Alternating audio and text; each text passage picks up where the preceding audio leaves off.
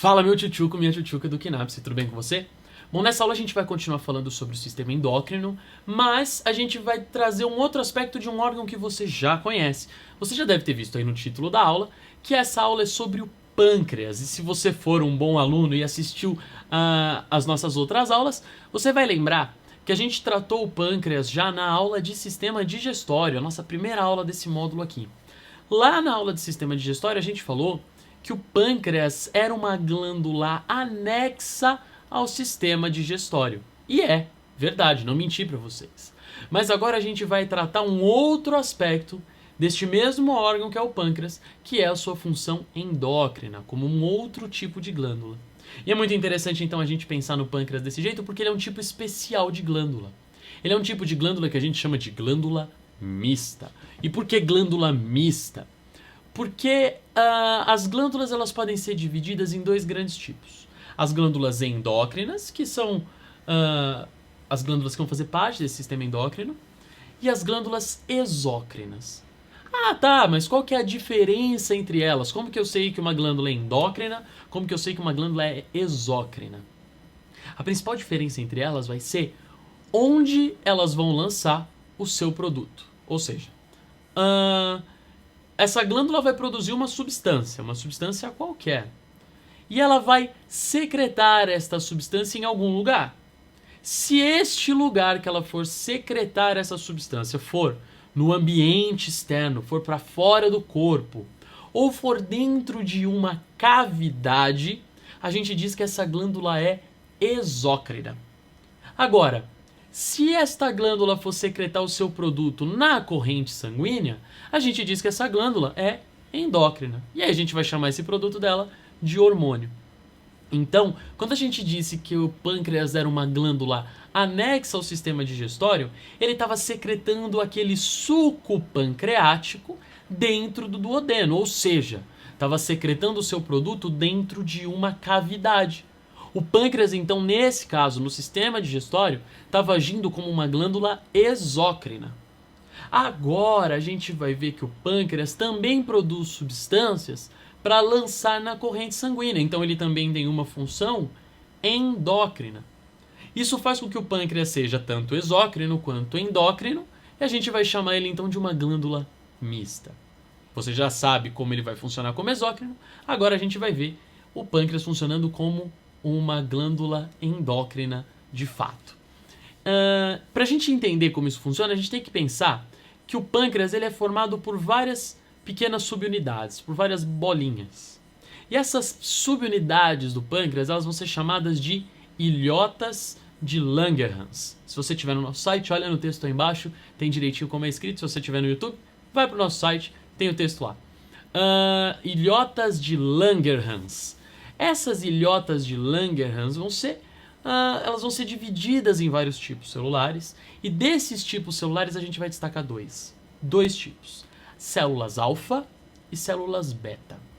As células alfa e as células beta vão produzir dois tipos diferentes de hormônios, mas os dois vão estar no mesmo tipo de metabolismo, ou seja, tanto o hormônio produzido pelas células alfa, que vai ser o glucagon, quanto o hormônio produzido pelas células beta, que é a insulina, vão agir sobre o mesmo fenômeno, vão regular uma mesma grandeza, digamos assim, do nosso organismo.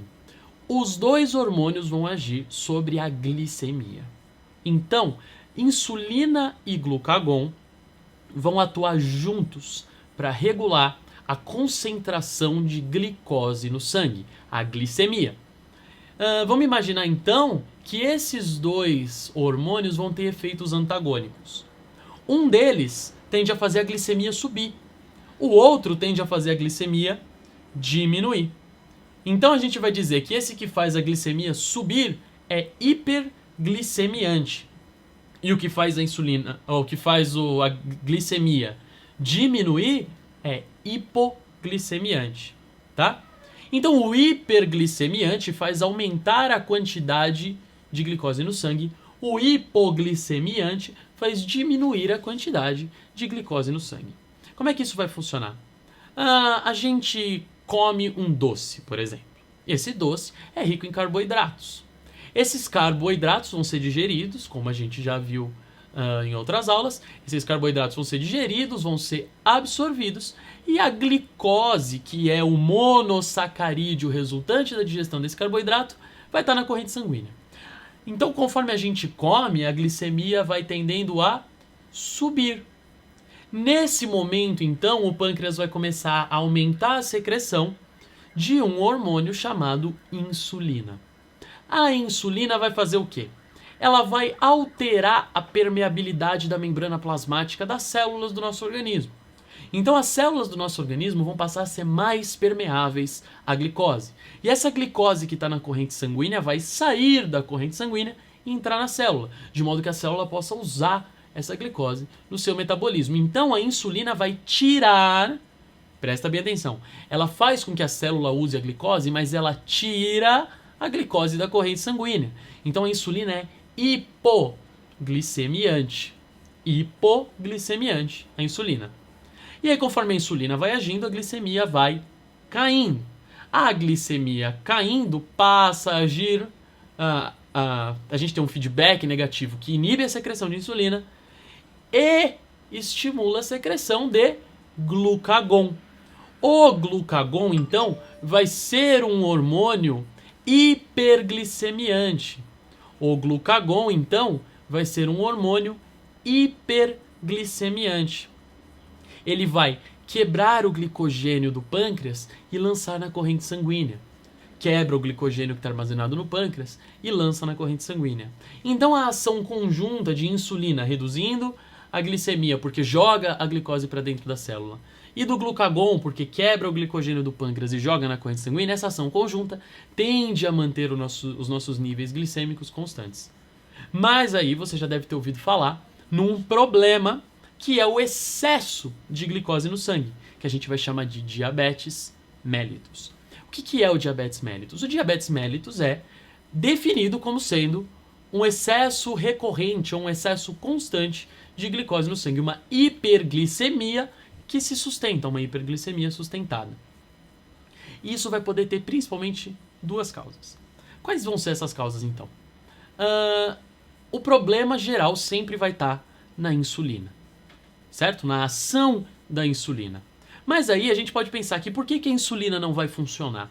A insulina pode não funcionar porque ela não está sendo produzida, tá certo? Por algum problema genético, o indivíduo não é capaz de produzir insulina.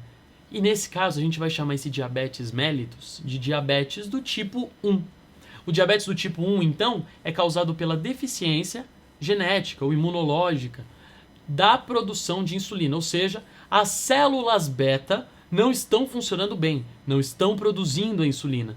E como não produz a insulina, eu não consigo jogar a glicose para dentro da célula. Não consigo jogar a glicose para dentro da célula, eu fico hiperglicêmico constantemente.